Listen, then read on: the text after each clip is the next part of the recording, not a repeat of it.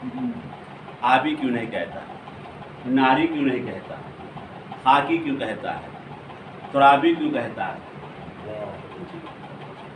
تو معلوم ہوا کہ جب پانی میں آبی نہیں کہتا، جب پانی میں ایک دانہ ڈالو تو پانی جو ہے اس کو نابود کر دیتا ہے، ایک دانہ ہوا میں تو ہوا اڑا دیتا ہے، اس کو نابود، اس کا وجود ختم کر دیتا ہے، آگ میں ڈالیے تو اس کو جلا کر کے خاکستر کر دیتا ہے۔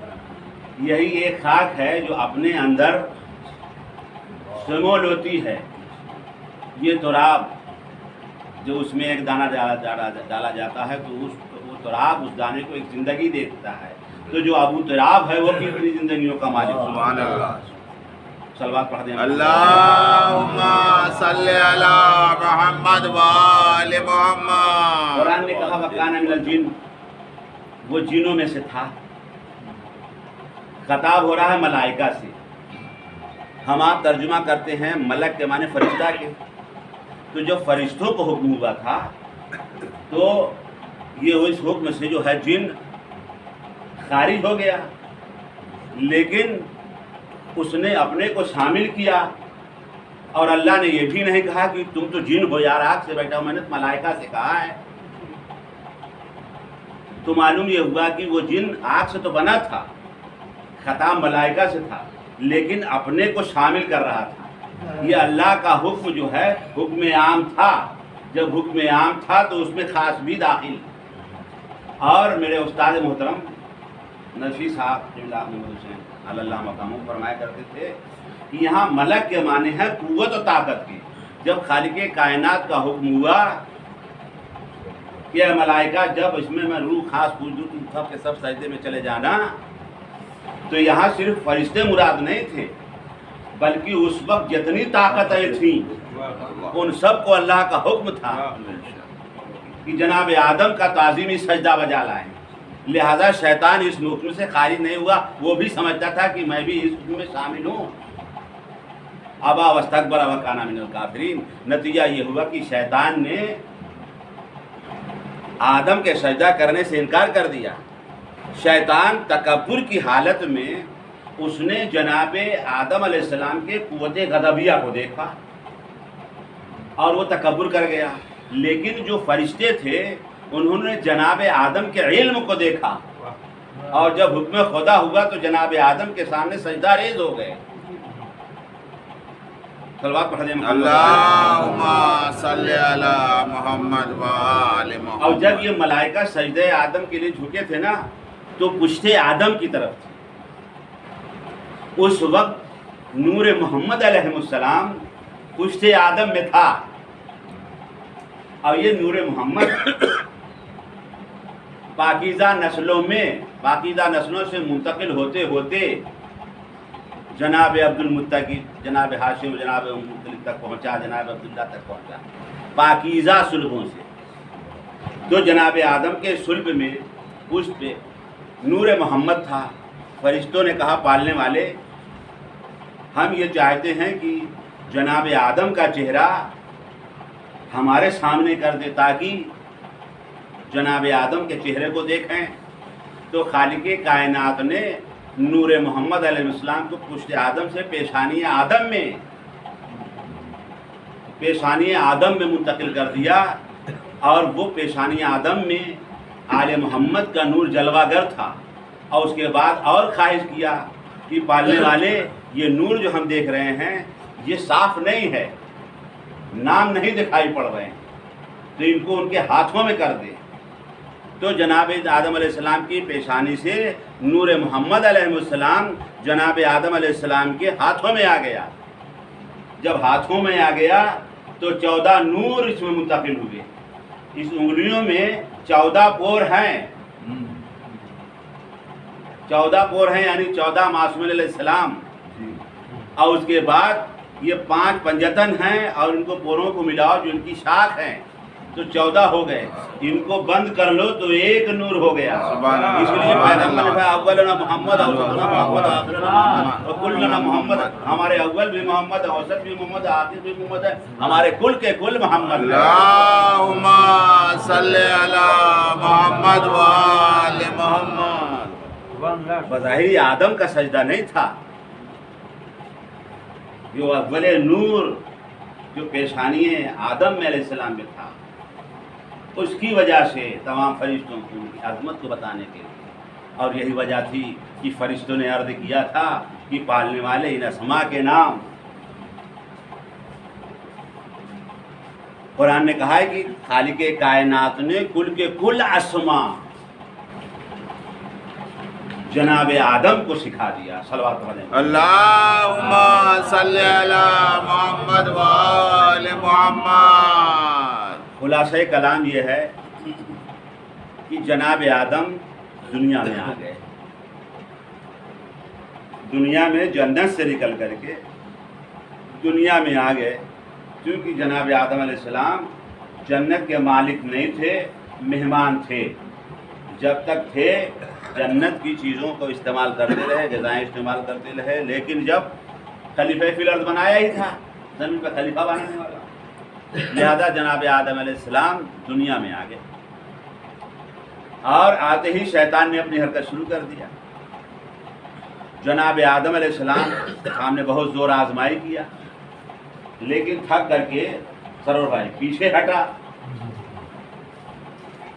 سونا عبادت ہے، اللہم صلی علی محمد و آل محمد۔ رمضان میں روزہ دار کا سونا بھی عبادت ہے، اور یہ سونا اتنا قیمتی ہے کہ شب ہجرت اللہ کو اتنا بھا گیا کہ سونے کو خالق کائنات نے خرید کے لیا۔ ہم آپ کا سونا ہوتا ہے کہ جو سویا وہ کھویا، لیکن مولا کائنات وہ ہیں معذرت کے ساتھ، مطلب کوئی تنقید نہیں ہے، بہت ہی شرمندگی سے یہ ہو جاتا ہے، یعنی آپ سو نہیں رہے تھے، مطلب اور تھوڑا سا پھل جھکائے ہوئے تو غور کر رہے تھے، اسی لیے نماز میں بھی ہے، مکروہات میں سے نہیں ہے کہ اگر آدمی آنکھ بند کر لے، بند کر کے پڑھ رہا ہے تو اس سے زیادہ مطلب خضوع پیدا ہو جاتا ہے، لیکن بند نہیں کرنا چاہیے، نماز میں جاگ کر کے نماز پڑھنا چاہیے، لیکن کبھی کبھی آنکھ بند ہو جاتی ہے تو بعض وقت خضوع پیدا ہو جاتا ہے اور ادھر ادھر دماغ نہیں بھٹکتا۔ صلوات اللہم صلی علی محمد و آل محمد۔ تو جناب آدم علیہ السلام دنیا میں آ گئے، زور آزمائی کیا جناب آدم سے اور تھک کر کے پیچھے ہٹ گئے۔ جناب آدم علیہ السلام کے دونوں بیٹوں میں سے ایک بیٹے پر اپنا زور چلا لے گیا، کیونکہ جناب آدم علیہ السلام کے دو بیٹے تھے، ایک کا نام تھا قابیل، دوسرے کا نام تھا حابیل۔ قابیل بڑا تھا، حابیل چھوٹے، اور قابیل بڑے ہونے کے باوجود بھی جناب حابیل کا ادب احترام تھا، جناب حابیل بھی بڑے بھائی کا ادب احترام تھا، لیکن یہ ادب و احترام شیطان کو گوارا نہ ہوا، شیطان کو گوارا نہ ہوا، اور دونوں بھائیوں میں جناب حابیل کے پاس گیا، وہاں بہت زور آزمائی کیا، لیکن تھک کر کے پیچھے ہٹ گیا۔ شیطان جناب قابیل کے پاس آیا، قاف سے جو ہے وہ قابیل قاتل سمجھیے اور حابیل مقتول سمجھیے، کنفیوژن نہ ہونے پائے۔ قابیل سے کہتا ہے کہ تم اپنے بھائی حابیل سے عمر میں بڑے ہو، تو تم افضل بھی ہو، تم ان کا ادب احترام کیوں کرتے؟ ادب و احترام تو چھوٹے بھائی کو کرنا چاہیے۔ اب شیطان جو ہے قابیل کے دل میں یہ وسوسہ ڈال دیا کہ میں واقعاً بڑا ہوں اور میں ان کا ادب احترام کرتا ہوں، تم افضل ہو، تم کیوں ادب احترام کرتے؟ اب شیطان نے یہ وسوسہ ڈال دیا قابیل کے دل میں۔ اب قابیل جناب آدم علیہ السلام کے پاس آتا ہے، بابا جان یہ بتائیے کہ ہم دونوں بھائیوں میں کون افضل ہے؟ افضل و مفضول کا ہر جگہ کون افضل ہے؟ اب جناب آدم علیہ السلام کی خلافت و وصایت हाबिल ही को मिलना है, इल्म नबूवत से जानते हैं और उन्हीं को बनाना है। तो अब अगर किसी एक से कह देते हैं कि तुम अफजल हो या वो अफजल है तो गिरा गुजरेगा। और बड़ा वाला यही चाहता है कि मुझे ही ओहदा व मनसब मिल ले क्योंकि मैं बड़ा हूँ। लिहाजा जनाब आदम अलैहिस्सलाम ने कहा कि देखो इसका फैसला अल्लाह करेगा। कौन बारगाह खुदाबंदी में अफजल है, कौन मफजूल है, कौन बड़ा है, कौन छोटा है, कौन मोहतरम है, कौन कम मोहतरम है। तो दोनों भाइयों ने पूछा कि वो कैसे पता चलेगा कि कौन अल्लाह की बारगाह में अफजल है। जनाब आदम अलैहिस्सलाम ने कहा कि तुम दोनों राह खुदा में नज़र पेश करो, जिसकी नज़र कबूल हो जाएगी वही मकबूल बारगाह होगा। काबिल खेती करता था और जनाब हाबिल दुम्बियाँ पाती और मेयार नज़र कबूल होने का ये करार पाया कि दोनों अल्लाह की राह में नज़र पेश करो, जिसकी नज़र पर आसमान से बिजली कड़केगी, जिसकी नज़र पर बिजली गिरे और उसकी नज़र को खाकिस्तर कर दे वही मकबूल बारगाह होगा, वही अफजल होगा। ये पैमाना हो गया। जब काबिल ने यह सुना कि राह खुदा में नज़र ही तो पेश करना है, लिहाजा खराब से खराब गुना सड़ियल गेहूँ राह खुदा में पेश किया। क्यों जलना ही है उसे, तो क्यों अच्छा दाना राह खुदा में पेश करें, लिहाजा जो सड़ा गला है। और जनाब हाबिल ने कहा अल्लाह की राह में नजर देना है, तो क्यों नहीं बेहतरीन से बेहतरीन तंदुरुस्त फरबा दुम्बा राह खुदा में पेश करो। इसलिए हमारे यहाँ अपने जब राह खुदा में दुम्बा पेश करो तो सेहतमंद और तंदुरुस्त रहो, किसी किस्म का कोई ऐबदार ना हो, इसलिए कि अल्लाह के यहाँ पेश करना, अल्लाह की बारगाह में पेश करना है। लिहाजा बेहतरीन से बेहतरीन और अच्छा से अच्छा दुम्बा पेश किया जाए। जनाब हाबिल ने बेहतरीन फरबा मोटा ताज़ा सेहतमंद राह खुदा में दुम्बा पेश किया। बस थोड़ी देर और उसके बाद मसाइल देता हूँ कि दोनों ने राह खुदा में दुम्बिया पेश किया और उसके बाद आसमान से बिजली कड़की और दुम्बियों पर गिरी, दुम्बियों को जला करके खाकिस्तर कर दी। जनाब हाबिल की नजर कबूल हो गई। जब जनाब हाबिल की नजर कबूल हो गई तो जल करके काबिल कहता है कि ये नजर नियाज बेकार चीज है। मालूम हुआ कि जिसकी नजर नियाज कबूल नहीं होती वही नजर नियाज को बिदअत कहता है। मैं कहूँगा आए नजर नियाज के बिदअत कहने वाले कहीं नस्ल काबिल से तो नहीं हो।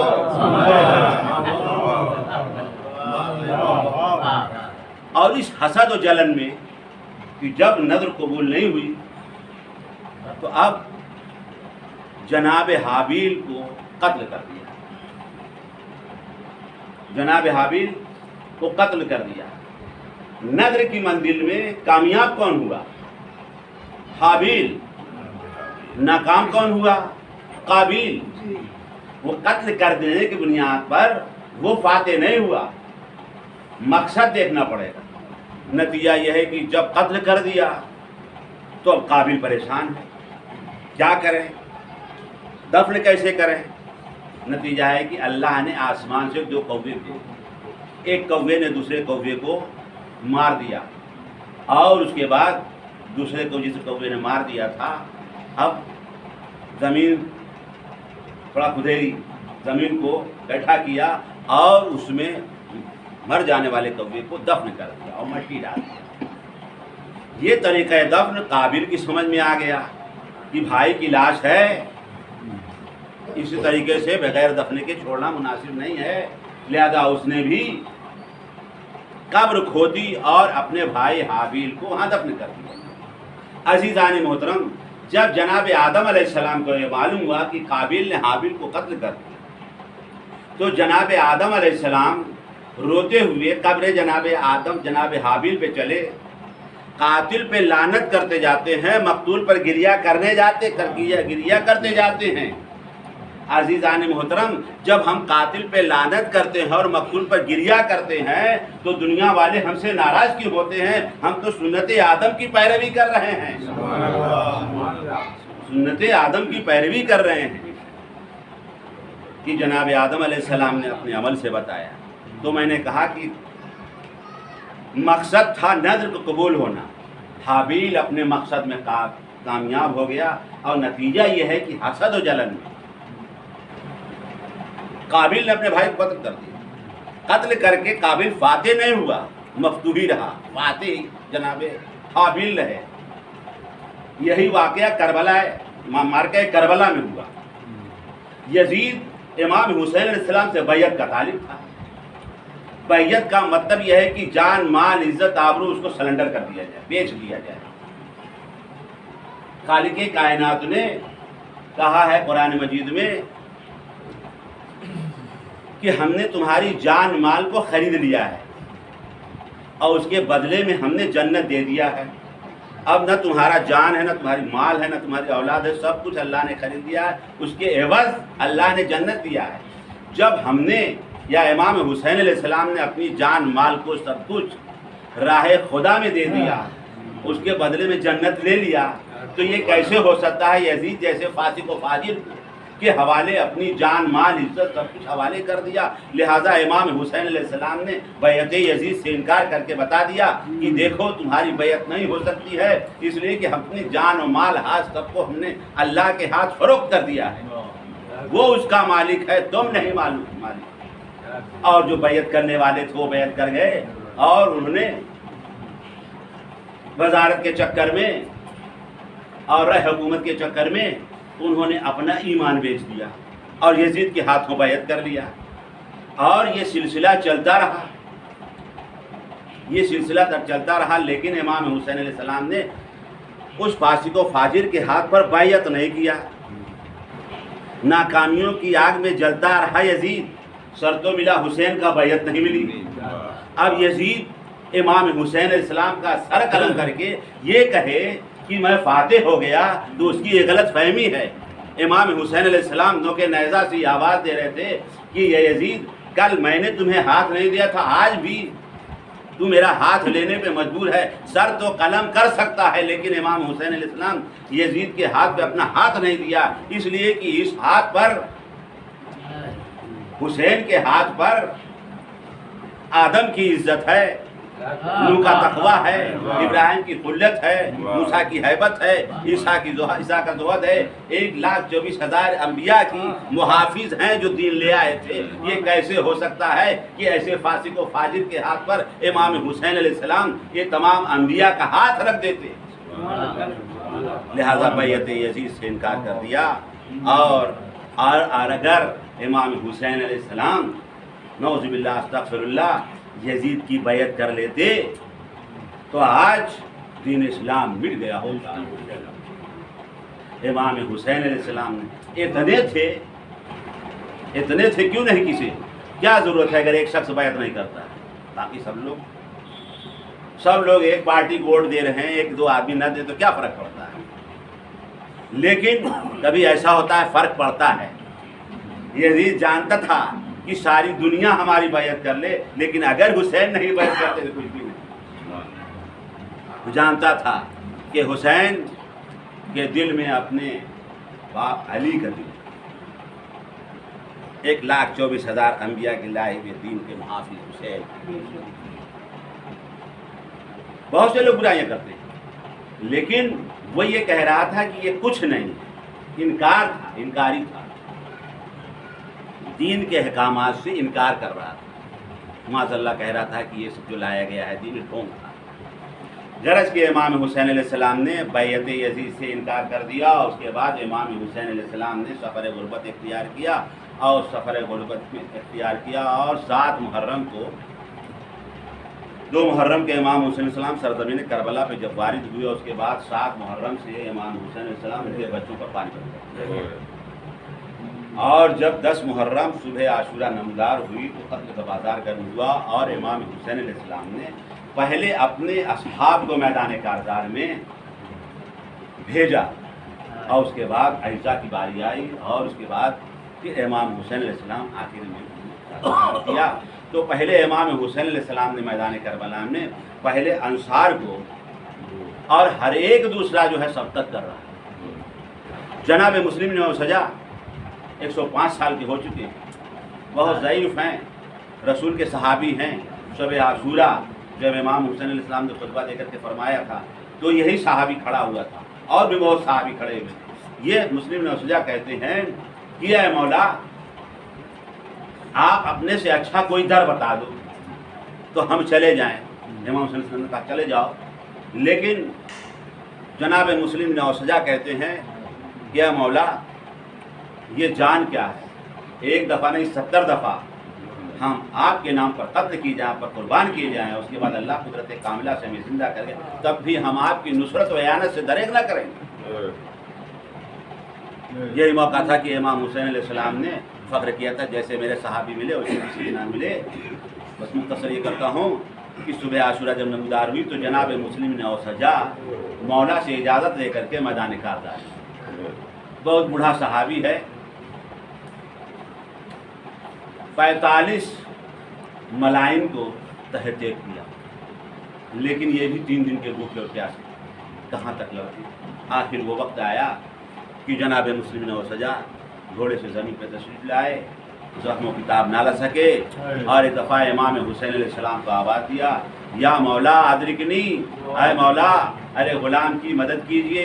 इमाम हुसैन अलैहिस्सलाम जनाब मुस्लिम इब्न सजा के पास चले तो तन्हा नहीं थे, जनाब हबीब इब्न मज़ाहिर भी साथ साथ थे।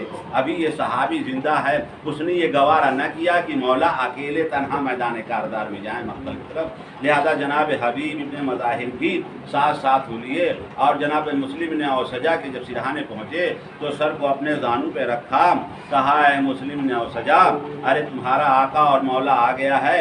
एक मरतबा कहा कि कुछ वसीयत करना हो तो करते जाओ। जनाब हबीब इब्न मज़ाहिर ने कहा अय मुस्लिम जा रहे हो, हम तुम्हारे पीछे पीछे आ रहे हैं, कोई वसीयत हो तो वसीयत करते जाओ। एक दफ़ा जनाब मुस्लिम ने वसीयत ये किया, न बेटों के लिए किया, न बीवी के लिए किया, न ज़ौजा के लिए किया, न माँ के लिए, किसी के लिए जनाब मुस्लिम ने आखिर वक्त वसीयत न किया।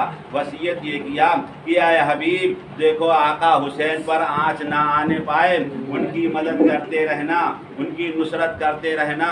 एक दफ़ा जनाब मुस्लिम जनाब हबीब बिन मज़ाहिर ने कहा आए मुस्लिम तुम जा रहे हो, हम तुम्हारे पीछे आ रहे हैं। जनाब मुस्लिम की रूह से जिसमें से रूह निकली और जन्नत को परवाज कर गई। इस सहाबी ने इमाम हुसैन अलैहिस्सलाम के जानू पर दम तोड़ दिया।